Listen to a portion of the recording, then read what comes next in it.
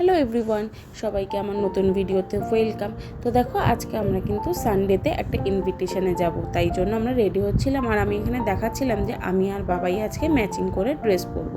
Actually bad luck, আমি ভেবেছিলাম matching করে ড্রেস পরবো, তাই দেখো আমি কিন্তু ম্যাচিং একটা শাড়িও নিয়ে নিয়েছিলাম। কিন্তু আমার ব্যাড লাক যে আমার কিন্তু ম্যাচিং করে ড্রেসটা পরা হয়নি, বিকজ শাড়িটা আমার ছোটো ছিল, তাই আমার অন্য শাড়ি পরতে হয়েছিল। আর দেখো আমি কিন্তু সেকেন্ড শাড়িটা পরে চলে এসেছিলাম, আর বলাই বাহুল্য সেকেন্ড শাড়িটা আমার খুব মানা ছিল। তারপরে চুলটাকে আছড়ে ব্রাশ করে নিয়েছিলাম, দেন একটা ওয়েট টিস্যু দিয়ে মুখটা ক্লিন করে হালকা মেকআপ করে নেব।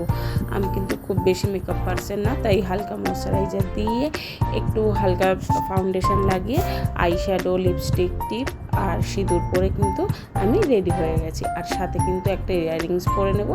আর ইয়াররিংসটা আমি অবশ্যই বলা বাহুল্য, ইয়াররিংসটা কিন্তু আমাকে আমার বোন জাস্ট তার আগের দিনই মানে স্যাটারডে মেলা থেকে এনে দিয়েছে, দিয়ে বলেছে দিদি তুই কালকে যখন যাবি তখন তুই পরে যাবি। দেখো আমার ইয়াররিংস পরা হয়ে গেছে, অ্যান্ড নাও আমি ফাইনাল রেডি।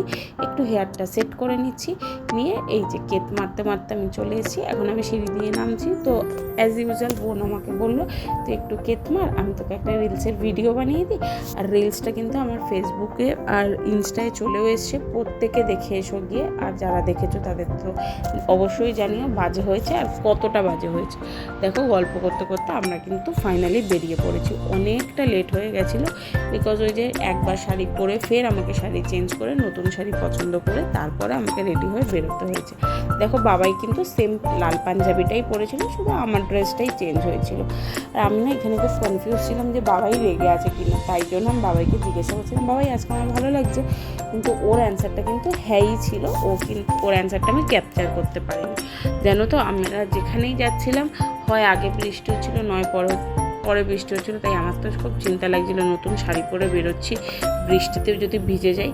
আর দেখো বলতে বলতে আমরা এখন যেখান দিয়ে যাচ্ছি সেখানে অলরেডি হয়তো আগেই বৃষ্টি হয়ে গেছে।